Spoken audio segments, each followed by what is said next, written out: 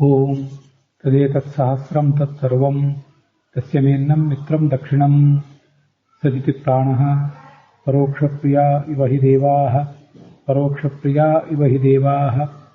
ಓಂ ನರಾಯ ನಮಃ. ಓಂ ವೃಷಭಕ್ಷಿತೀನಾಮಾಗಿರ್ವಣಃ ಸುವಿತಾಯ ಪ್ರಯಾಹಿ ಸಸರ್ಗೇಣ ಶವಸಾ ತ್ಯಕ್ತೋ ಅತ್ಯೈರಪ ಇಂದ್ರೋ ದಕ್ಷಿಣತುರಾಷಾಟ್. ಶ್ರೀ ಗುರುಭ್ಯೋ ನಮಃ. ಮಹಾಭಾರತದ ಅನುಶಾಸನ ಪರ್ವದ ವಿಷ್ಣು ಸಹಸ್ರನಾಮ ಸ್ತೋತ್ರ ನಾವು ಈಗ ನೋಡ್ತಾ ಇರೋದು. ಅದರಲ್ಲಿ 252ನೇ ನರ ಅನ್ನುವ ನಾಮ ಮತ್ತು ಅದಕ್ಕೆ ಸಂಬಂಧಿಸಿದಂತಹ ಬೃಹತಿ ಮಂತ್ರ ಇದೆಲ್ಲವನ್ನು ಕೂಡ ನಾವೀಗ ನೋಡೋರಿದ್ದೇವೆ.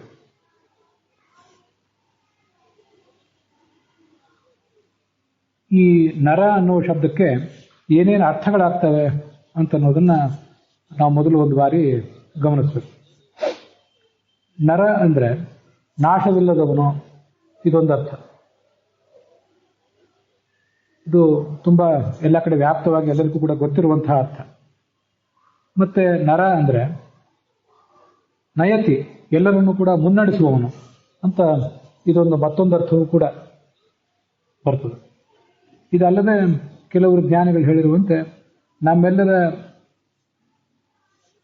ಸಂಸಾರವನ್ನು, ನಮ್ಮ ಲಿಂಗದೇಹವನ್ನು ಇದೆಲ್ಲವನ್ನು ಕೂಡ ನಷ್ಟ ಮಾಡಿಬಿಡ್ತಾನೆ. ಆ ಕಾರಣಕ್ಕಾಗಿ ಕೂಡ ಆತನನ್ನು ನರ ಅಂತ ಹೀಗೆ ವರ್ಣನೆ ಮಾಡ್ತಾರೆ.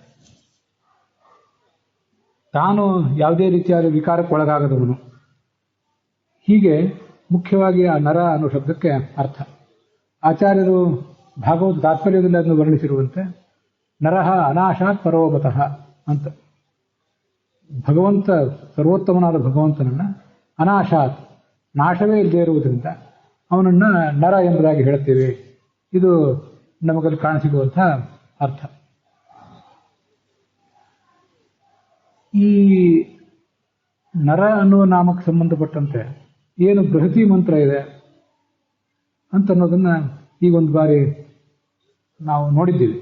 ವೃಷಭಕ್ಷಿತೀನಾಮಾಗಿರ್ವಣಸ್ಸು ವಿತಾಯ ಪ್ರಯಾಹಿ ಸಸರ್ಗೇಣ ಶವಸಾ ತ್ಯಕ್ತೋ ಅತ್ಯೈರಪ ಇಂದ್ರೋ ದಕ್ಷಿಣತಸ್ತುರಾಷಾಟ್. ಇದು ಮಂತ್ರ 252ನೇ ಮಂತ್ರ. ಇದು ಕೆಲವು ಕಡೆ 249ನೇ ಮಂತ್ರವೂ ಆಗ್ತದೆ.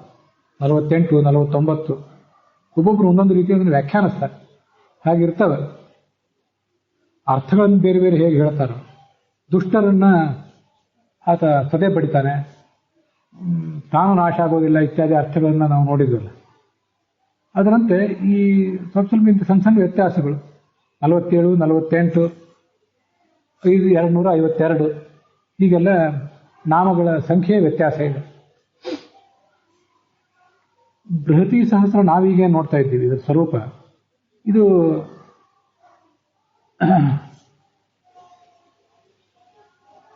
ರಘುನಾಥ ತೀರ್ಥರು ನಮಗೆ ಮಾಡಿಕೊಟ್ಟಂತಹ ಒಂದು ಸ್ವರೂಪ. ಅದಕ್ಕನುಗುಣವಾಗಿ ನಾವಿದನ್ನು ನೋಡ್ತಾ ಇದ್ದೀವಿ. ವೃಷಭಕ್ಷಿತಿ ನಾಮ ಅಲ್ಲಿಂದ ಪ್ರಾರಂಭ ಮಾಡಿಕೊಂಡು ದಕ್ಷಿಣತಸ್ತುರಾಷಾಟ್ ಅನ್ನುವವರೆಗೂ ಕೂಡ ನರ ಅನ್ನುವ ನಾಮ ನಾವೀಗ ನೋಡಿದ್ದು, ನರ ಅನ್ನುವ ನಾಮದ ವ್ಯಾಖ್ಯಾನ ರೂಪವಾಗಿ ನೋಡಿದ್ದು, ಇದೆಲ್ಲವೂ ಕೂಡ ರಘುನಾಥ ತೀರ್ಥರ ವ್ಯಾಖ್ಯಾನಕ್ಕೆ ಅನುಸಾರವಾಗಿ. ಈ ಭಗವಂತ ಆಚಾರ್ಯರ ಒಂದು ವ್ಯಾಖ್ಯಾನಕ್ಕೆ ಅನುಸಾರವಾಗಿ ನರ ಅನ್ನುವುದು 249ನೇ ನಾಮ. ಮತ್ತೆ ಅದಕ್ಕೆ ಸಂಬಂಧಪಟ್ಟಂತಹ ಬೃಹತಿ ಮಂತ್ರವೂ ಕೂಡ ಭಿನ್ನವೇ ಆಗಿದೆ. ಅದ್ಯಾವುದು ಮಂತ್ರ ಅಂದರೆ ಜಿಗಾಯ ಪುರಃ ಪುರೋಹ ಸಖಿಭಿಸ್ಸಖೀಯನ್ ದೃಢಾರುರೋಜ ಕವಿಭಿಃ ಕವಿಸನ್ ಸ ನೀವ್ಯಾಭಿರ್ಜರಿತಾರಮಚ್ಛಾಮ ಅಂತಿದಿಷ್ಟು ಮಂತ್ರ. ಇದು ಭಗವಂತಾಚಾರ್ಯರ ದೃಷ್ಟಿಯಿಂದ. ಅವರ ದೃಷ್ಟಿಯಲ್ಲಿ ನಮ್ಮ ಲಿಂಗ ಶರೀರಗಳೆಲ್ಲವನ್ನು ನಾಶ ಮಾಡಿ ನಮ್ಮ ಸಂಸಾರವನ್ನು ನಾಶ ಮಾಡುವವನು ಅಂತ ಒಂದು ಅರ್ಥ. ಮತ್ತೆ ಎಲ್ಲರನ್ನೂ ಕೂಡ ಸುಖಪಡಿಸುವನು, ಸಜ್ಜನರನ್ನ, ತನ್ನ ಭಕ್ತರನ್ನ ಮುಕ್ತಿಗೆ ಒಯ್ದು ಸುಖಪಡಿಸ್ತಾನೆ. ನ ರ ಎಂಬಲ್ಲಿ 2 ಅಕ್ಷರಗಳಿವೆ. ಒಂದು ನ ಅಂದರೆ ತೆಗೆದುಕೊಂಡು ಹೋಗುವವನು, ನಮ್ಮ ಲಿಂಗ ಶರೀರಗಳನ್ನು ಒಟ್ಟಾರೆ ನಮ್ಮ ಸಂಸಾರವನ್ನೇ ತಗೊಂಡು ಹೋಗಿ ನಾಶ ಮಾಡುವವನು. ಇನ್ನೊಂದು ನಮ್ಮೆಲ್ಲರಿಗೂ ಕೂಡ ರ ಅಂದರೆ ಸಂತೋಷ ಕೊಡುವವನು. ಇಷ್ಟು ಅರ್ಥವನ್ನು ಅವ್ರು ಹೇಳ್ತಾರೆ. ಗೋವಿಂದಾಚಾರ್ಯರು ಒಂದೆರಡು ಕಡೆ ಹೇಳುವಂತೆ ನ ರಮಯತಿ, ಸುಖಪಡಿಸುವುದಿಲ್ಲ, ದುಷ್ಟರನ್ನು ಸುಖಪಡಿಸುವುದಿಲ್ಲ. ಅದರಿಂದ ನರ. ನ ಅನ್ನುವುದನ್ನ ರ ಅನ್ನೋದನ್ನು ಬೇರೆ ಬೇರೆಯಾಗಿ ನೋಡುವುದು ಒಂದು ಕ್ರಮ, ನರ ಅಂತ ಅನ್ನೋದನ್ನು ಒಟ್ಟಿಗೆ ನೋಡುವುದು ಒಂದು ಕ್ರಮ. ನರನಾರಾಯಣ ಅಂತ ಋಷಿಗಳಿದ್ದಾರೆ, ಅದರಲ್ಲಿ ನಾರಾಯಣ ಅಂದರೆ ಸ್ವಯಂ ಭಗವಂತನೇ. ನರ ಅಂತೇನು ಋಷಿ ಇದ್ದಾನೆ, ಆ ಋಷಿಯಲ್ಲೇ ಭಗವಂತ ಇರುವುದರಿಂದ ಆ ಕಾರಣಕ್ಕೂ ಕೂಡ ಆತನನ್ನ ನರ ಅಂತ ಹೇಳಬೇಕು. ಇದಿಷ್ಟು ನರ ಎಂಬ ಶಬ್ದದ್ದು ವಿವರಣೆ ಆಯಿತು. ಇನ್ನು ಮುಂದೆ ನಾವು ಈ ನರ ಅನ್ನುವ ನಾಮಕ್ಕೆ ಸಂಬಂಧಪಟ್ಟ ಬೃಹತಿ ಏನಿದೆ, ಆ ಬೃಹತಿ ಮೂಲ ರೂಪದಲ್ಲಿ ಋಗ್ವೇದದಲ್ಲಿ ಎಲ್ಲಿ ಬಂದಿದೆ, ಮತ್ತೆ ಆ ಋಗ್ವೇದದಲ್ಲಿ ಆ ಮಂತ್ರ ಏನು, ಅದನ್ನೀಗ ನಾವು ನೋಡಬೇಕು. ನಮಗೆಲ್ಲ ಗೊತ್ತಿರುವಂತೆ ನಾವೀಗ ನೋಡ್ತಿರುವ 252ನೇ ಬೃಹತಿ ಮಂತ್ರ, ಇದು ಋಗ್ವೇದದಲ್ಲಿ ಮೂಲವಾಗಿ ಅದೇ ಸ್ವರೂಪದಲ್ಲಿಲ್ಲ. ಋಗ್ವೇದದ 6ನೇ ಮಂಡಲದಲ್ಲಿ 32ನೇ ಸೂಕ್ತದಲ್ಲಿ ಈ ಎಲ್ಲ ಮಂತ್ರಗಳು ಬಂದಿವೆ. ಸುಹೋತ್ರ ಭರದ್ವಾಜಾದರ ಋಷಿ, ತ್ರಿಷ್ಟುಪದರ ಛಂದಸ್ಸು, ಇಂದ್ರಾದರ ದೇವತೆ, ಅಲ್ಲಿ ಈ 1-2-3 ಮಂತ್ರಗಳು ಬಂದಿರ್ತವೆ. ನಾವು ವೃಷಭಕ್ಷಿದೀನಾಂ ಅಂತೇನು ಬಂದಿದೆ, ಇದು ಅಲ್ಲಿ 4ನೇ ಮಂತ್ರ. ಆ 4ನೇ ಮಂತ್ರದಲ್ಲಿ ಉತ್ತರಾರ್ಧದಲ್ಲಿ ಪುರುವೀರಾಭಿಹಿ ಅಂತಿದೆ. ಪುರುವೀರಾಭಿರ್ ವೃಷಭಕ್ಷಿದೀನಾಂ ಅಂತ. ಆ ಪುರುವೀರಾಭಿಹಿ ಅಂತ ಅನ್ನೋದನ್ನ ಬಿಟ್ಟಿದ್ದಾರೆ. ಕೇವಲ ವೃಷಭಕ್ಷಿದೀನಾಂ ಅಲ್ಲಿಂದ ತಗೊಂಡು ಮುಂದೆ ತುರಾಷಾಟ್ 5ನೇ ಮಂತ್ರದ ಉತ್ತರಾರ್ಧ ಸಮಾಪ್ತಿಯವರೆಗೆ 36 ಅಕ್ಷರಗಳಾಗಬೇಕಾದ್ದು ಬೃಹತಿಯಲ್ಲಿ ಬಹಳ ಮುಖ್ಯ. ಆದ್ರಿಂದ 36 ಅಕ್ಷರಗಳು ಎಲ್ಲಿಂದ ಎಲ್ಲಿಗೆ ಪ್ರಾರಂಭಿಸಿದರೆ 36 ಅಕ್ಷರಗಳು ಪ್ರಾರಂಭ ಕಂಡು ಸಮಾಪ್ತ ಆಗ್ತವೆ, ಆ ಥರ ಮಂತ್ರದ ಸ್ವರೂಪ ಇರ್ತದೆ. ಹೀಗಿದು ಅಲ್ಲಿ 4 ಮತ್ತು 5ನೇ ಮಂತ್ರ ಇದೆ ಆ ಋಗ್ವೇದದ 6ನೇ ಮಂತ್ರದಲ್ಲಿ 32ನೇ ಸೂಕ್ತದಲ್ಲಿ. ಆದ್ದರಿಂದ ಈ ಮೂಲ ಆ ಮಂತ್ರಕ್ಕೆ ಏನು ಸಾಯಣಾಚಾರ್ಯ ಏನು ಅರ್ಥ ಮಾಡಿದ್ದಾರೆ ಅಂತ ಅನ್ನೋದನ್ನು ಕೂಡ ನಾವು ನಡುವೆ ನೋಡ್ತಾ ಇದ್ದೀವಿ. ವೃಷಭ ಕ್ಷಿತೀನಾಂ, ವೃಷಭ ಅಂದರೆ ಕ್ಷಿತೀರಾಮ್ ಅಂತ ಅನ್ನೋದಕ್ಕೆ ಏನಂತ ಅರ್ಥ ಅಂತ ಆಮೇಲೆ ನೋಡೋಣ. ವೃಷಭ ಅಂದರೆ ಯಾರು ಸುರಿಸ್ತಾನೋ ಅವನು ಅಂತ. ಈ ಗೂಳಿ ಏನಿದೆ ವೃಷಭ ಎತ್ತು, ಅದು ಕೂಡ ತನ್ನ ಪರಾಕ್ರಮವನ್ನು ಸುರಿಸ್ತದೆ, ತನ್ನ ತೇಜಸ್ಸನ್ನು ಸುರಿಸ್ತದೆ ಆಕಳುಗಳ ಮೇಲೆ ಅಥವಾ ಇತರ ಪ್ರಾಣಿಗಳ ಮೇಲೆ. ಹೀಗೆ ತನ್ನ ಸ್ತ್ರೀಯಾದಂತಹ ಆಕಳಿನ ಮೇಲೆ ಅದು ಸುರಿಸುವ ಪರಾಕ್ರಮ ಬೇರೆ, ಬೇರೆ ಪ್ರಾಣಿಗಳ ಮೇಲೆ ತನ್ನ ಪರಾಕ್ರಮವನ್ನು ಸುರಿಸಿ ಅವರನ್ನು ಹೊಡೆದು ಓಡಿಸ್ತದೆ. ಅದಕ್ಕಾಗಿ ಅದನ್ನು ವೃಷಭ ಅಂತ ಹೇಳ್ತಾರೆ.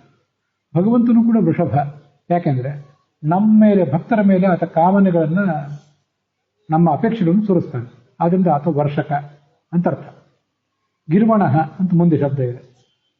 ಗಿರ್ವಣ ಅಂದ್ರೆ ಗೀ ಅಂದ್ರೆ ಮಾತು, ಆ ಮಾತಿನಿಂದ ಸ್ತುತ್ಯನಾದವನು, ಎಲ್ಲ ಶಾಸ್ತ್ರಗಳಿಂದ ಸ್ತುತ್ಯನಾದವನು ಅಂತ ಅದರ ಅರ್ಥ. ಅಲ್ಲಿ ವಾಜೇಬಿಹಿ ಇತ್ಯಾದಿ ಮಾತುಗಳಿವೆ, ಅವೆಲ್ಲ ಪೂರ್ವಾರ್ಧದಲ್ಲಿ ಬಂದಿವೆ. ಅದನ್ನ ತಗೊಂಡಿಲ್ಲ ನಾವೀಗ. ಸಾಯಣಾಚಾರ್ಯರು ಅದನ್ನು ಋಗ್ವೇದದ ಮಂತ್ರಗಳನ್ನು ಯಥಾವತ್ ವ್ಯಾಖ್ಯಾನ ಮಾಡೋರು ಅಂತ ಅವರೆಲ್ಲವನ್ನೂ ಹೇಳಿರ್ತಾರೆ. ನಾವಿಲ್ಲಿ ಏನು ಬೇಕೋ ಅದನ್ನು ಮಾತ್ರ ತಗೊಂಡಿರ್ತೀವಿ. ಸುವಿತಾಯ ಪ್ರಯಾಹಿ, ಈ ಕ್ಷಿತಿಗಳು ಅಂದರೆ ಪ್ರಜೆಗಳು. ಆ ಪ್ರಜೆಗಳ ಮಧ್ಯೆ ಯಾರು ನಿನ್ನ ಅತ್ಯಂತ ಆಪ್ತನಾದಂಥ ಭಕ್ತ ಇದ್ದಾನೆ ಅಂಥವನನ್ನ ನೀನು ಸಮೀಪಿಸಬೇಕು. ಸುವಿತಾಯ ಅಂತಿದೆ. ಸುವೀತ ಅಂದರೆ ಶೋಭನ, ಅವನು ಮಂಗಳ, ಅವನ ಕಲ್ಯಾಣಕ್ಕಾಗಿ ನೀನು ಪ್ರಯಾಹಿ ಬರಬೇಕು. ಇದು ಅದರ ತಾತ್ಪರ್ಯ. ಸರ್ಗೇಣ ಶವಸಾತ್ಯಕ್ತ ಅಂತನ್ನುವುದು ಅದು ಮುಂದೆ 5ನೇ ಮಂತ್ರ. ಅಲ್ಲಿ ತುರಾಶಾಟ್ ಹೀಗೆಲ್ಲ ಇದೆಯಲ್ಲ. ತುರಾಶಾಟ್ ಅಂದರೆ ಈ ತನ್ನನ್ನು ಯಾರು ಹಿಂಸಿಸ್ತಾರೆ, ತನ್ನ ಮೇಲೆ ಯಾರು ದಂಡೆತ್ತಿ ಬರ್ತಾರೆ, ಅಥವಾ ಭಕ್ತರು ಯಾರು ಇದ್ದಾರೆ, ಆ ಭಗವಂತನ ಭಕ್ತರನ್ನು ಯಾರು ಹಿಂಸಿಸ್ತಾರೆ ಅಂಥವರೆಲ್ಲರನ್ನೂ ಕೂಡ ಶಾಟ್ ಅಂದರೆ ಸಹಿಸುವವನು. ಅವರನ್ನು ಸಹಿಸಿಕೊಂಡು ಅವರ ದುಷ್ಟಶಕ್ತಿಗಳ ದಾಳಿಗಳನ್ನು ವಿಫಲ ಮಾಡಿ ಆ ಭಕ್ತರನ್ನು ರಕ್ಷಿಸುವವನು ಅಂತ ಅದರ ತಾತ್ಪರ್ಯ. ಇಂದ್ರ ದೇವತಾ ಕುರಿತಾಗಿ ಅರ್ಥ ಮಾಡಿರ್ತಾರೆ ಸಾಯಣಾಚಾರ್ಯ ಎಲ್ಲರೂ ಕೂಡ.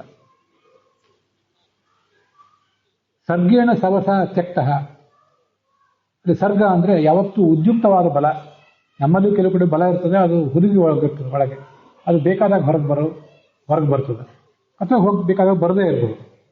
ಆದರೆ ಭಗವಂತನ ಈ ಬಲ ಏನಿದೆ, ಇಂದ್ರನ ಈ ಬಲ ಏನಿದೆ, ಅದು ಸರ್ವದಾ ಉದ್ಯುಕ್ತವಾದಂತಹ ಬಲ.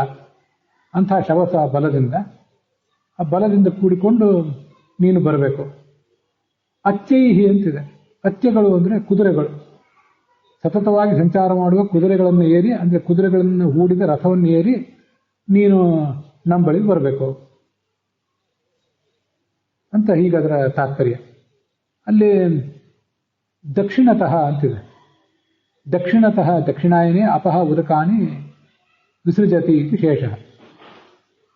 ಸೂರ್ಯ ದಕ್ಷಿಣ ದಿಕ್ಕಿನ ತುತ್ತ ತುದಿಗೆ ಹೋದರೆ ಅದು ದಕ್ಷಿಣಾಯನ, ಉತ್ತರ ದಿಕ್ಕಿನ ತುತ್ತ ತುದಿಗೆ ಹೋದರೆ ಅದು ಉತ್ತರಾಯಣ. ನಮಗೆ ಗೊತ್ತಿದೆ, ಉತ್ತರಾಯಣದಲ್ಲಿ ಮಳೆ ಇರೋದಿಲ್ಲ. ದಕ್ಷಿಣಾಯನ ಪ್ರಾರಂಭ ಕಂಡಿತ್ತು ಅಂದರೆ ಪ್ರಾರಂಭ ಕಾಣೋದಕ್ಕಿಂತ ಸ್ವಲ್ಪ ಮುಂಚೆನೆ ಮಳೆ ಪ್ರಾರಂಭ ಕಾಣ್ತದೆ, ಅದು ನಮ್ಗೆ ಗೊತ್ತಿದೆ. ಹೀಗೆ ಉತ್ತರಾಯಣ ಮತ್ತು ದಕ್ಷಿಣಾಯನಗಳು ಸೂರ್ಯನ ಗತಿಯನ್ನು ಹೊಂದಿಕೊಂಡಿವೆ. ಆದರೆ ಮಳೆ ಬರಿಸುವ ಕೆಲಸ ಇಂದ್ರನದು. ಪರ್ಜನ್ಯ ಅಂತ ಮತ್ತೊಬ್ಬ ದೇವತೆ ಇದ್ದಾನೆ, ಇಂದ್ರನು ಈ ಸೂರ್ಯ ಮತ್ತು ಪರ್ಜನ್ಯ ಇವರಿಬ್ಬರಿಗಿಂತಲೂ ಮುಖ್ಯ, ಅದು ನಮ್ಗೆ ಗೊತ್ತಿದೆ. ಆದ್ದರಿಂದ ದಕ್ಷಿಣತಃ ಅಂದರೆ ದಕ್ಷಿಣಾಯನದಲ್ಲಿ ನೀನು ಅಪಹ ನೀರನ್ನ, ಅಪ ಅಂದರೆ ನೀರು, ಆ ನೀರನ್ನ ವಿಸೃಜತಿ ನೀನು ಸುರಿಸ್ತಿ ಅಂತ ಹೀಗೆ ಒಂದು ಕ್ರಿಯಾಪದವನ್ನು ಅಧ್ಯಾಹಾರ ಮಾಡ್ಕೋಬೇಕು. ಅಲ್ಲಿಲ್ಲ, ಅದನ್ನ ಕ್ರಿಯಾಪದವನ್ನು ಅಧ್ಯಾಹಾರ ಮಾಡ್ಕೋಬೇಕು. ಇದು ಸಾಯಣಾಚಾರ್ಯ ನಮ್ಗೆ ಕೊಡುವಂತಹ ಅರ್ಥ. ಸರಿ, ಇನ್ನು ಮುಂದೆ ಇದಕ್ಕೆ ಭಗವಂತಾಚಾರ್ಯರು ಏನು ಅರ್ಥ ಹೇಳ್ತಾರೆ ಅಂತ ಅನ್ನೋದು ನೋಡಬೇಕು. ಈ ಭಗವಂತಾಚಾರ್ಯರು ಈ ಋಗ್ವೇದದ ಮೂಲ ಮಂತ್ರಗಳಿಗೆ ಅರ್ಥ ಹೇಳಿದವರು. ಅವರು ಕೂಡ ಈ ಬೃಹತಿಯ ಸಂಪಾದನೆ ಹೇಗೆ ಅಂತ ಅನ್ನೋದನ್ನ ತಮ್ಮದೇ ಆದ ರೀತಿಯಲ್ಲಿ ಅವರು ತೋರಿಸಿದ್ದಾರೆ, ಅದು ವಿಷಯ ಬೇರೆ. ಆದರೆ ತಾವು ತೋರಿಸಿದ ಬೃಹತಿ ಮಂತ್ರಗಳಿಗೂ ಕೂಡ ಅವರ ಅರ್ಥ ಬರೆದಿಲ್ಲ.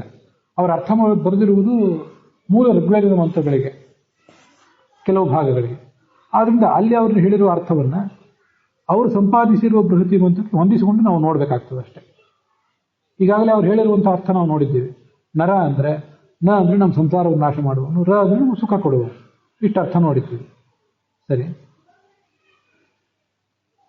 ಇಲ್ಲಿ ನಮಗೆ ಅವರ ದೃಷ್ಟಿಯಿಂದ ಈ ಮಂತ್ರಕ್ಕೆ ಅರ್ಥ ಏನು ಅದನ್ನು ಒಂದು ಬಾರಿ ನೋಡಬೇಕು. ಕ್ಷಿತಿಗಳು ಅಂದರೆ ಪ್ರಜೆಗಳು, ಅದು ಎಲ್ರಿಗೂ ಸಮಾನ. ಪ್ರಜೆಗಳಿಗೆ ಸ್ವಾಮಿಯಾದ ಭಗವಂತನೇ ಅಂತ ಈ ಭಗವಂತಾಚಾರ್ಯರು ಇದನ್ನೆಲ್ಲವನ್ನು ಕೂಡ ಭಗವತ್ಪರವಾಗಿ ಅರ್ಥ ಮಾಡಿರ್ತಾರೆ. ಪ್ರಜೆಗಳಿಗೆ ಸ್ವಾಮಿಯಾದ ಎಲ್ಲ ಜನರೊಡೆಯನಾದ ಭಗವಂತನೇ. ಗಿರ್ವಣ ಅಂದರೆ ಗೀರ್ಭೀಹಿ ವನನೀಯ. ಸರ್ವಮೂಲದಲ್ಲಿ ಎಲ್ಲ ಭಾಷೆಯಲ್ಲಿ ಆ ಥರ ಎಲ್ಲೂ ಬಂದದ್ದು ನೆನಪಿದೆ, ನಾನು ಅದನ್ನೇನು ಹುಡುಕ್ಲಿಕ್ಕೆ ಹೋಗಲಿಲ್ಲ. ಎಲ್ಲರಿಗೂ ಎಲ್ಲ ವ್ಯಾಖ್ಯಾನಕಾರರಿಗೂ ಸಮ್ಮತವಾದಂಥ ಅರ್ಥ ಅದು, ಆದ್ದರಿಂದ ಅದನ್ನು ಬಿಟ್ಟಿದ್ದೇನೆ.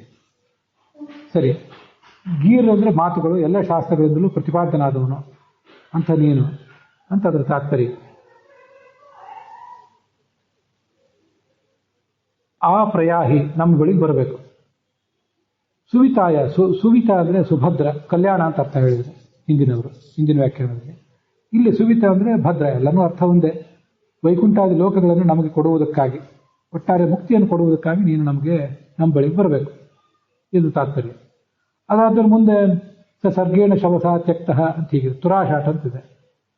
ತುರ ಅಂದರೆ ಹಿಂಸಕರಾದವರು. ತುರ ಹಿಂಸಾ ಎಂಬ ಅರ್ಥವನ್ನು ಒಂದು ದೃಷ್ಟಿಯಲ್ಲಿಟ್ಕೊಂಡು ಹಿಂಸಕರಾದಂತಹ ಶತ್ರುಗಳು ಅಂತ ಅರ್ಥ ಮಾಡಿದ್ರು ಸಾಯಣಾಚಾರ್ಯ. ತುರ ಅಂದರೆ ವೇಗ ಅಂತ ಅರ್ಥ ಮಾಡ್ತಾರೆ ಭಗವಂತಾಚಾರ್ಯ. ಇವು ಕೂಡ ಸರ್ವಮೂಲದಲ್ಲಿ ಕೆಲವು ಕೂಡ ಬಂದಿವೆ, ಹಿಂದೆ ನಾವು ಅದನ್ನು ನೋಡಿದ್ದೇವೆ, ಅದರಿಂದ ಈಗ ಅದನ್ನು ಹೆಚ್ಚು ಹೇಳಲಿಕ್ಕೆ ಹೋಗಲಿಲ್ಲ. ಸರಿ, ತುರ ಅಂದರೆ ವೇಗ ಅಂತ ಅರ್ಥ. ಯಾರ ವೇಗ? ಶತ್ರುಗಳ ವೇಗ. ಆ ವೇಗವನ್ನು ಸಹಿಸುವವನು. ಶತ್ರುಗಳು ಎಷ್ಟೇ ವೇಗವಾಗಿ ದಾಳಿ ಮಾಡಲಿಕ್ಕೆ ನಮ್ಮ ಮೇಲೆ ಧಾವಿಸಿ ಬಂದರೂ ಅದನ್ನು ಹಿಮ್ಮೆಟ್ಟಿಸುವವನು ಅಂತ ಅದರ ತಾತ್ಪರ್ಯ.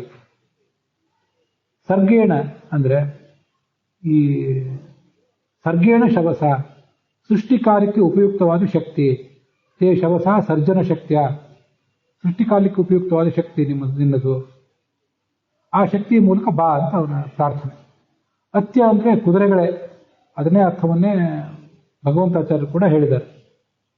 ಅದರ ಅರ್ಥ ಕುದುರೆಗಳು ಅಂತಲ್ಲಿದೆ, ಅತ್ಯ ಅಂದರೆ ಕುದುರೆ ಅಂತಿದೆ. ಆದರೆ ಕುದುರೆ ಅನ್ನೋದನ್ನು ಯಾವತ್ತೂ ಕೂಡ ಇಂದ್ರಿಯಗಳು ಅನ್ನೋ ಅರ್ಥದಲ್ಲಿ ಪ್ರಯೋಗ ಮಾಡ್ತಾರೆ. ಕಾಟಕೋಪನಿಷತ್ನಲ್ಲೂ ಕೂಡ ಆತ್ಮಾನಂ ರತಿನಂ ವಿದ್ಧಿ ಶರೀರಂ ರಥಮೇವಚ ಇಂದ್ರಿಯಾಣಿ ಹಯಾನಾಹು ವಿಷಯಾಸ್ತೇಷು ಗೋಚರಾನ್ ಅಂತ ಈಗ ಬಂದಿದೆ. ನಮ್ಮ ಈ ರಥ, ನಮ್ಮ ಈ ದೇಹ ಅನ್ನೋದೇ ಒಂದು ರಥ, ಅಲ್ಲಿ ಆತ್ಮನೇ ರಥಿ, ಮತ್ತೆ ಇಂದ್ರಿಯಗಳೇ ಅದರ ಕುದುರೆಗಳು ಅಂತ ಈಗ ಬಂದಿದೆ. ಇಲ್ಲಿ ಅತ್ಯ ಅಂದರೆ ಕುದುರೆ, ಹಾಗಾದರೆ ಅದು ಭಗವಂತನ ಇಂದ್ರಿಯಗಳನ್ನು ಹೇಳ್ತದೆ, ನಮ್ಮ ಇಂದ್ರಿಯಗಳನ್ನೆಲ್ಲ. ಅಲ್ಲಿ ಕಾಟಕೋಪನಿಷತ್ತಿನಲ್ಲಿ ನಮ್ಮ ಇಂದ್ರಿಯಗಳನ್ನು ಹೇಳ್ತದೆ, ಅದು ವಿಷಯ ಬೇರೆ. ಆದರೆ ಇಲ್ಲಿ ಅತ್ಯ ಅನ್ನುವ ಶಬ್ದ ಋಗ್ವೇದದಲ್ಲಿ ಆ ಭಗವಂತನ ಇಂದ್ರಿಯಗಳನ್ನು ಹೇಳ್ತದೆ. ಚಕ್ಷುಷು ಶ್ರೋತ್ರ ಮೊದಲಾದ ಇಂದ್ರಿಯಗಳ ಮೂಲಕ ನೀನು ಆ ಜಗತ್ತನ್ನ ಸೃಷ್ಟಿಸ್ತಿ ಅಂತ ತಾತ್ಪರ್ಯ. ದಕ್ಷಿಣತಃ ಅಂತ ಅನ್ನೋದಕ್ಕೆ ತುಂಬ ಸುಂದರವಾದ ಅರ್ಥ ಹೇಳಿದ್ದಾರೆ ಭಗವಂತಾಚಾರ್ಯರು. ಅದನ್ನೇ ನನ್ನ ಅನುವಾದದಲ್ಲೂ ಕೂಡ ನಾನು ಇಟ್ಕೊಂಡಿದ್ದೇನೆ. ಈ ಸಾಯಣಾಚಾರ್ಯರು ಮೊದಲಾದರು ದಕ್ಷಿಣಾಯನ ಅಂತ ಅರ್ಥ ಹೇಳಿದ್ದಾರೆ. ಆದರೆ ದಕ್ಷಿಣತಃ ಇದು ಭಗವಂತಾಚಾರ್ಯ ಹೇಳಿರುವಂತಹ ಅರ್ಥ. ದಕ್ಷಿಣಾ ಶಬ್ದವಾಚ್ಯಳಾದ ಲಕ್ಷ್ಮೀದೇವಿಯಲ್ಲಿ, ನಿನ್ನ ಪತ್ನಿಯಾದ ಲಕ್ಷ್ಮೀದೇವಿಯಲ್ಲಿ ನೀನು ಸೃಷ್ಟಿಯನ್ನು ಮಾಡ್ತಿ. ಅಪಹ, ಅಪ ಅಂದರೆ ಎಲ್ಲ ದೇವತೆಗಳನ್ನು ಅಂತ ಅರ್ಥ. ಅದಕ್ಕೆಲ್ಲ ಮುಂದೆ ನಾನು ಪ್ರಮಾಣ ವಾಕ್ಯಗಳನ್ನು ತೋರಿಸ್ತೀನಿ. ಅಪಹ ಅಂದರೆ ಆಪ ಇತಿ ಆಪ ಇತಿ ಅಂತ ಐತರಿಯ ಉಪನಿಷತ್ತಿನಲ್ಲಿದೆ. ಅಪಹ ಅಂದರೆ ಎಲ್ಲ ದೇವತೆಗಳು ಅಂತ ಅದರ ತಾತ್ಪರ್ಯ. ಅವರ ಎಲ್ಲರನ್ನು ಕೂಡ ನೀನು ಸೃಷ್ಟಿಸ್ತಿ. ಸಸರ್ಗೀಣ ಶವಸ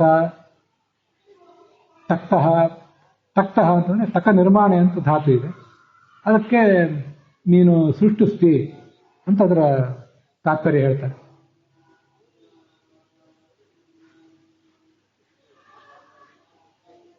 ಹೀಗೆ ಎಲ್ಲ ದೇವತೆಗಳನ್ನು ಕೂಡ ನಿನ್ನ ಪತ್ನಿಯಾದ ಲಕ್ಷ್ಮೀದೇವಿಯಲ್ಲಿ ನೀನು ಸೃಷ್ಟಿಸ್ತಿ, ಇದು ಅದರ ಅರ್ಥ.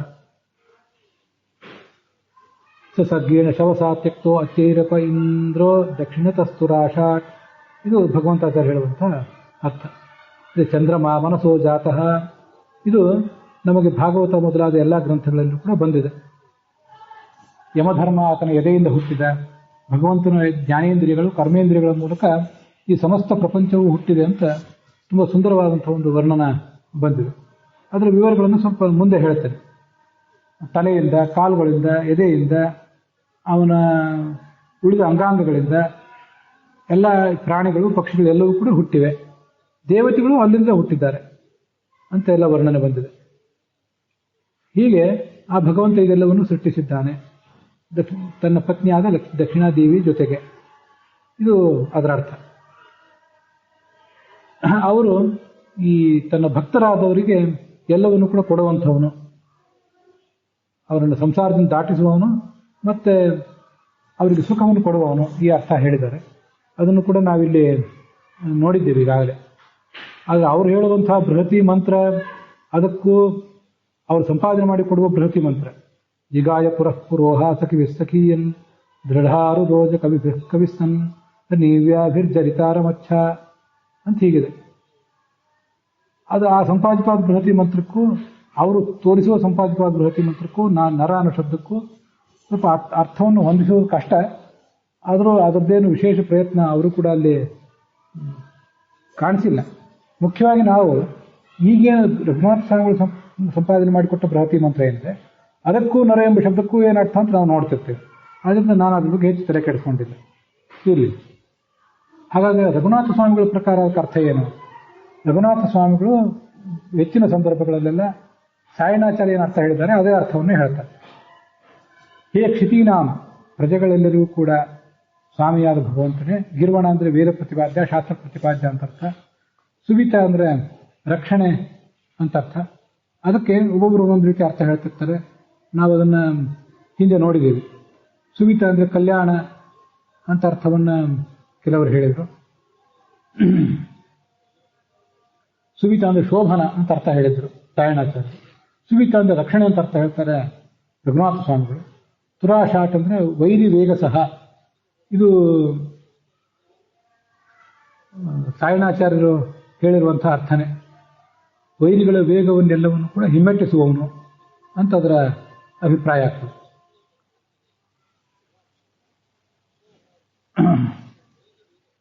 ಹಿಂಸಕಾನಾಂ ಸೋಢ ಅಂತ ಅರ್ಥ ಹೇಳಿದ್ದಾರೆ ಸಾಯಣಾಚಾರ್ಯರು. ಹಿಂಸಕರು ಅಂದರೆ ವೈರಿಗಳು, ಆ ಅರ್ಥ ರಘುನಾಥ ಸ್ವಾಮಿಗಳ ದೃಷ್ಟಿಯಲ್ಲಿ. ಸರ್ಗ ಅಂದರೆ ಸರ್ವದಾ ಉದ್ಯುಕ್ತವಾದದ್ದು, ಸಾಯಣಾಚಾರ್ಯ ಹೇಳಿದ ಅರ್ಥವೇ. ಅಂಥ ಒಂದು ಶವಸ್ ಅಂದ್ರೆ ಬಲ. ಮತ್ತೆ ಸರ್ಗೇಣ ಸೃಷ್ಟಿಯ ಜಗತ್ ಸೃಷ್ಟಿಯಾದಿನ ಜಾತೇನ ಶವಸ ಕೀರ್ತ್ಯಾಚ. ಶವಸ್ ಅಂದ್ರೆ ಬಲ ಅಂತಲೂ ಅರ್ಥ ಮಾಡಬಹುದು, ಕೀರ್ತಿ ಅಂತಲೂ ಅರ್ಥ ಮಾಡಬಹುದು. ಜಗತ್ ಸೃಷ್ಟಿಗೆ ಉಪಯುಕ್ತವಾದ ಬಲದಿಂದ ಮತ್ತು ಈ ಜಗತ್ತಿನ ಸೃಷ್ಟಿಯನ್ನು ಮಾಡಿದ್ರಿಂದ ನಿನಗೆ ಭಗವಂತ ನಿನಗೇನು ಕೀರ್ತಿ ಬಂದಿದೆ, ಆ ಕೀರ್ತಿಯ ಮೂಲಕ ಕೂಡ ಹೀಗೂ ಒಂದು ಅರ್ಥ ಮಾಡಬಹುದು ಆ ಶವಸ್ ಅನ್ನೋದಕ್ಕೆ. ಮತ್ತೆ ಅತ್ಯ ಅಂದರೆ ಸತತವಾಗಿ ಸಂಚಾರ ಮಾಡುವಂತಹ ಕುದುರೆಗಳು ಅಥವಾ ತೇಜಸ್ಸು, ಇನ್ನೂ ಒಂದು ಅರ್ಥ ಹೇಳ್ತಾರೆ. ತೇಜೋಭಿರುವ, ನಿನ್ನ ತೇಜಸ್ಸು ಎಲ್ಲ ಕಡೆ ಹರಡಿದೆ. ಅಂಥ ತೇಜಸ್ಸಿನಿಂದ ತಕ್ತಃ ಅಂದರೆ ಕೂಡಿದವನಾಗಿ ಅಂತ ಅರ್ಥ. ದಕ್ಷಿಣತಃ ದಕ್ಷಿಣಾಯನದಲ್ಲಿ ಅಪಹ ನೀರನ್ನು ನೀನು ಬಿಡುತ್ತೆ, ನೀರನ್ನು ಸುರಿಸ್ತಿ, ಹಾಗಾಗಿ ಮಳೆ ಬರುತ್ತೆ ಅಂತ ಅದು ತಾತ್ಪರ್ಯ. ಅವರು ಅದೇ ಅರ್ಥನೇ ಹೇಳ್ತಾರೆ ರಘುನಾಥ ಸ್ವಾಮಿಗಳು ಕೂಡ.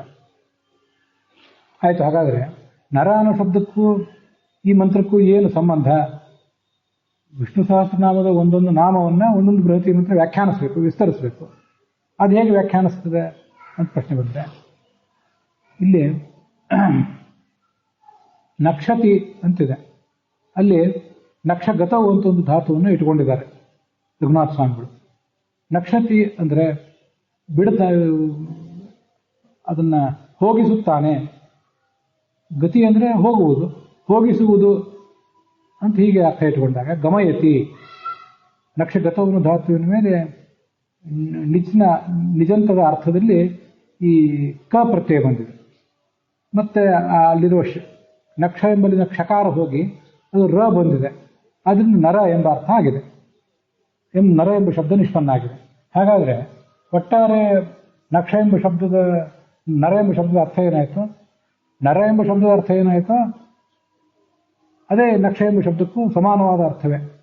ನಕ್ಷ ಅಂತ ಧಾತು, ನಕ್ಷಃ ಅಂದರೆ ಸುರಿಸುವವನು ಅಂತ ಅರ್ಥ, ಬಿಡುವವನು, ನೀರು ಬಿಡುವವನು.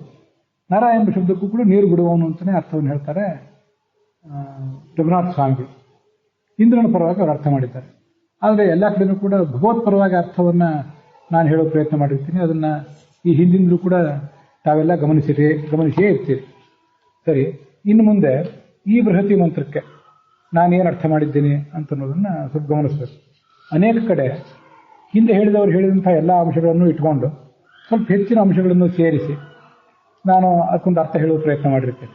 ಆದರೆ ಈ ಮಂತ್ರದಲ್ಲಿ ಭಗವಂತಾಚಾರ್ಯ ಹೇಳಿದ ಅರ್ಥವೇ ಹೆಚ್ಚು ಸುಂದರವಾಗಿರೋದ್ರಿಂದ, ಅದೇ ಇಂದ್ರನ ಪರವಾಗಿ ಅದನ್ನು ವ್ಯಾಖ್ಯಾನ ಮಾಡುವುದಕ್ಕಿಂತ ಭಗವತ್ ಪರವಾಗಿ ಈ ಮಂತ್ರವನ್ನು ವ್ಯಾಖ್ಯಾನ ಮಾಡುವುದು ಹೇಗೆ ಅನ್ನೋದನ್ನು ಅವರು ತುಂಬ ಸುಂದರವಾಗಿ ತೋರಿಸಿರೋದ್ರಿಂದ ನಾನು ಭಗವಂತಾಚಾರ್ಯರ ಅರ್ಥವನ್ನೇ ಸ್ವೀಕಾರ ಮಾಡಿದ್ದೇನೆ. ಅದು ಅನ್ವಯ ಅರ್ಥ ಹೀಗೆ ಹೇಳಲಿಕ್ಕೆ ಬರ್ತದೆ. ಕ್ಷಿತಿಗಳು ಅಂದರೆ ಪ್ರಜೆಗಳು, ಅವರ ವೃಷಭ ಅಂದರೆ ಸ್ವಾಮಿಯಾದ ಭಗವಂತನೇ, ಗಿರುವಣ ಅಂದರೆ ವೇದವೇದ್ಯ, ತ್ವಂ ನೀನು, ಅಸ್ಮಾಕಂ ಅಂತ ಒಂದು ನಡುವೆ ಇಟ್ಕೋಬೇಕು, ನಮ್ಮ ಅಂತ ಅರ್ಥ. ಸುವಿತಾಯ ಮಂಗಳಕ್ಕಾಗಿ, ನಮ್ಮ ಮಂಗಳಕ್ಕಾಗಿ ನೀನು ಬರಬೇಕು. ಸುವಿತ ಅಂದರೆ ಶೋಭನ ಅಂತ ಅರ್ಥ ಬರೀತಾರೆ ಸಾಯಣಾದಿಗಳು. ವೈಕುಂಠ ಇತ್ಯಾದಿ ಲೋಕ ಅಂತ ಅರ್ಥ ಬರೀತಾರೆ ಭಗವಂತಾಚಾರ್ಯರು. ರಕ್ಷಣ ಅಂತ ಅರ್ಥ ಬರ್ತಾರೆ ರಘುನಾಥ ಸ್ವಾಮಿಗಳು. ಇದಕ್ಕಾಗಿ ನೀನು ಬರಬೇಕು, ಧಾವಿಸಿ ಬರಬೇಕು, ತಡ ಮಾಡಕೂಡದು ಅಂತ ಅವನಲ್ಲಿ ವಿನಂತಿ.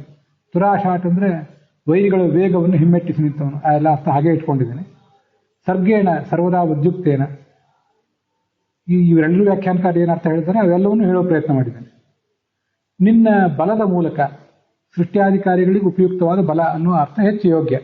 ಯಾಕೆಂದರೆ ಭಗವಂತ ತನ್ನ ಪತ್ನಿಯಾದ ದಕ್ಷಿಣಾದೇವಿಯಲ್ಲಿ ಎಲ್ಲ ದೇವತೆಗಳನ್ನು ಸೃಷ್ಟಿಸಿದ ಅಂತ ನಾವು ಅರ್ಥ ಹೇಳಬೇಕಾಗಿರುವುದರಿಂದ ಇಲ್ಲಿ ಸರ್ಗ ಅಂತಂದರೆ ಸೃಷ್ಟಿಗೆ ಉಪಯುಕ್ತವಾದ ಬಲ.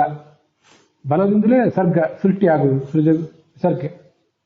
ಆದ್ದರಿಂದ ಈ ಸೃಷ್ಟಿಗೆ ಬಲ ಅನ್ನೋದು ಕಾರಣ. ಆದ್ದರಿಂದ ಕಾರ್ಯಕಾರಣಗಳನ್ನು ಒಂದೇ ಅಭಿನ್ನ ಎಂಬ ರೀತಿಯಲ್ಲಿ ತೋರಿಸಿದ್ದಾರೆ. ಹೀಗೆ ಅತ್ಯೈಹಿ ಅಂದರೆ ಅಶ್ವೈಹಿ, ಸ್ವಸ್ಯ ಇಂದ್ರಿಯೈಹಿ, ತನ್ನ ಇಂದ್ರಿಯಗಳ ಮೂಲಕ ಅಂತ ಅದರ ತಾತ್ಪರ್ಯ. ಆ ಇಂದ್ರಿಯಗಳ ಮೂಲಕ ನೀನೇನು ಮಾಡಿದೆ? ಒಬ್ಬೊಬ್ಬ ದೇವತೆಗಳನ್ನು ಒಬ್ಬೊಬ್ಬ ಇಂದ್ರಿಯದ ಮೂಲಕ ದಕ್ಷಿಣತಃ ದಕ್ಷಿಣಾಶಬ್ದವಾಚ್ಯಳಾದ ರಮಾದೇವಿಯಲ್ಲಿ ನಿನ್ನ ಪತ್ನಿಯಲ್ಲಿ ನೀನು ನಿನ್ನ ತೇಜಸ್ಸನ್ನು ಇಟ್ಟು ಅದರಿಂದ ಎಲ್ಲ ದೇವತೆಗಳು ಕೂಡ ಹುಟ್ಟಿದರು. ಅಪಹ ಅಂದರೆ ಬ್ರಹ್ಮಾದಿ ದೇವತೆಗಳನ್ನ. ತಕ್ತಃ ಅಂತ ತ ಪ್ರತ್ಯಯ ಇದೆ, ತಕ ನಿರ್ಮಾಣ ಧಾತುವಿನ ತ ಪ್ರತ್ಯಯ ಇದೆ. ಅದಕ್ಕೆ ಕರ್ತರ್ಥದಲ್ಲಿ ತ ಪ್ರತ್ಯಯ ಬಂದಿದೆ. ಅದು ಇವತ್ತಿನ ವ್ಯಾಕರಣದ ನಿಯಮಕ್ಕೆ ಸ್ವಲ್ಪ ವಿಭಿನ್ನವಾಗಿ ಕಾಣಬಹುದು, ಆದರೆ ಕರ್ತರ್ಥದಲ್ಲಿ ತ ಪ್ರತ್ಯಯ ಬಂದಿದೆ. ಆದ್ರಿಂದ ನೀನು ಅದನ್ನು ನಿರ್ಮಿಸಿದ್ದಿ ಅಂತ ಈಗ ಅದರ ತಾತ್ಪರ್ಯ ಆಗ್ತದೆ. ದಕ್ಷಿಣಾಯಾ ರಮಾಯಾ ದೇವಾನ್ ಸೃಜತಿ. ದಕ್ಷಿಣಾ ಶಬ್ದ ವಾಚ್ಯಗಳಾದ ರಮಾದೇವಿಯಲ್ಲಿ ಎಲ್ಲ ದೇವತೆಗಳನ್ನು ಸೃಷ್ಟಿಸ್ತಾನೆ ಅಂತ ಇದೆಲ್ಲವೂ ಏನಿದೆ ಭಗವಂತಾಚಾರ್ಯ ಹೇಳಿದ ಅರ್ಥವನ್ನೇ ನಾನು ತಗೊಂಡಿದ್ದೇನೆ. ದಕ್ಷಿಣಾಯನದಲ್ಲಿ ನೀರನ್ನು ಸುರಿಸ್ತಾನೆ ಅನ್ನೋ ಅರ್ಥ ನನಗೆ ಅಷ್ಟು ಮಹತ್ವದ್ದಾಗಿ ಕಾಣಿಸಿಲ್ಲ, ಅದರಿಂದ ಅದನ್ನು ಹೇಳಿದ್ದೇನೆ. ನಾನು ಇದಕ್ಕೆ ಅನುಸಂಧಾನ ಮಾಡಿಕೊಳ್ಳುವುದು ದಕ್ಷಿಣಾದೇವಿಯಲ್ಲಿ ನೀನು ಎಲ್ಲ ಈ ದೇವತೆಗಳೆಲ್ಲರನ್ನು ಸೃಷ್ಟಿಸ್ತಿ ಅನ್ನುವಂಥ ಅರ್ಥವನ್ನೇ ಮಾಡಿಕೊಂಡಿದೆ. ಹಾಗಾದರೆ ನರಹ ಅನ್ನೋ ಶಬ್ದಕ್ಕೆ ಅರ್ಥ ಏನು ಅಂದರೆ, ನೃಗತವು ಅಂತ ಧಾತು ಅಥವಾ ನೃನಯೆ ಅಂತ ಧಾತು ಇದೆ, ಅದಕ್ಕೆ ಅಚ್ ಪ್ರತ್ಯಯ ಬಂದಿದೆ.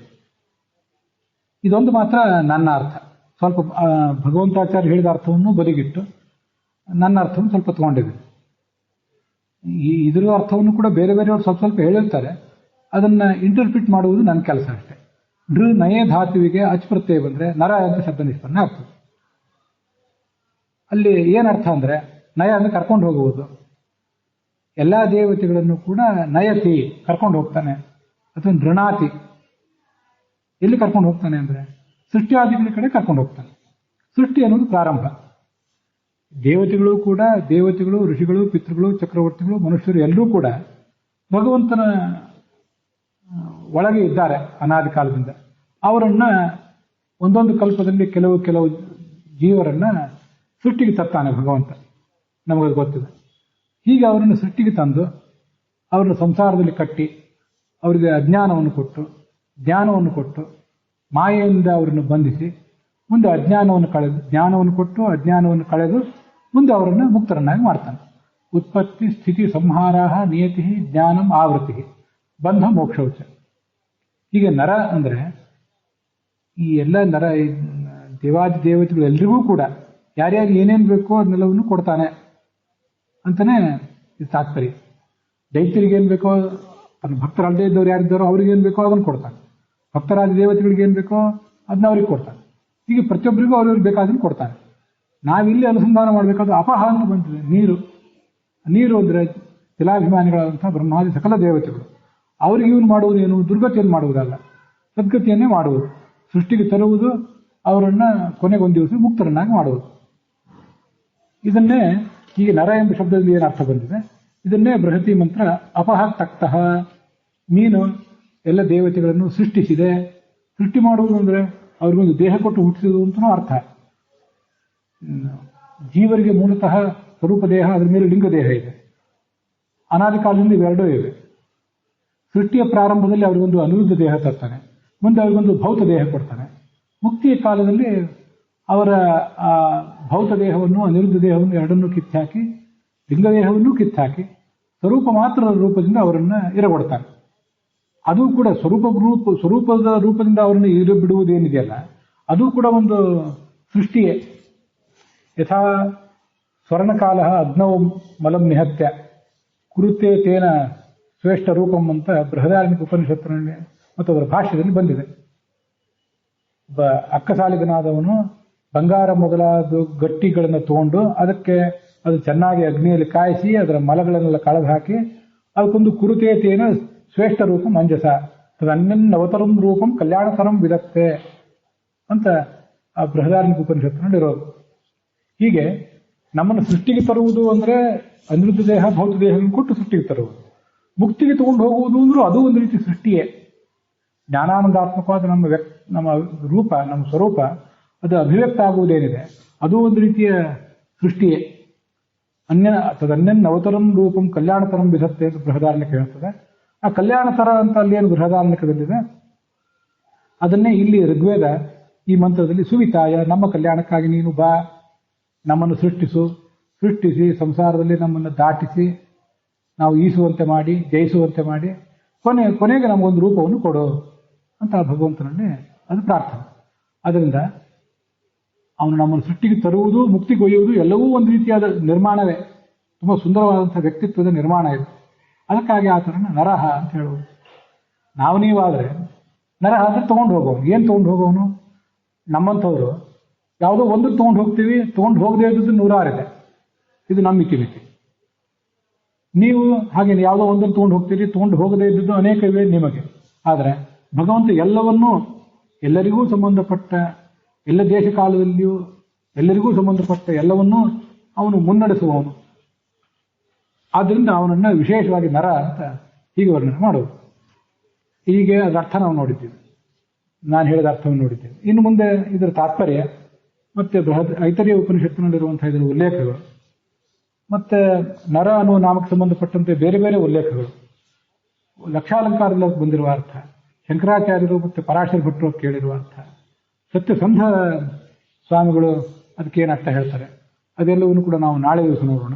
ಅಲ್ಲಿಗೆ ಇವತ್ತಿನ ಈ ಭಾಗ ಸಮಾಪ್ತವಾಗಿದೆ. ಹುಸಿಯ ನಾಡಿ ಹೊಟ್ಟೆ ಹೊರೆವ ವಿಷಯದಲ್ಲಿ ರಸಿಕನೆಂದು ಹುಸಿಗೆ ಹಾಕಿದಿರುವ ಇನ್ನು ಋಷಿಕೇಶನೇ, ಈಶನಿನ್ನ ಚರಣ ಭಜನೆ ಆಸೆಯಿಂದ ಮಾಡುವೆ, ದೋಷ ರಾಶಿ ನಾಶ ಮಾಡು ಶ್ರೀಶಕೇಶವ. ಶ್ರೀಕೃಷ್ಣಾರ್ಪಣ ಮಸ್ತು, ಶ್ರೀ ನರಾರ್ಪಣ ಮಸ್ತು.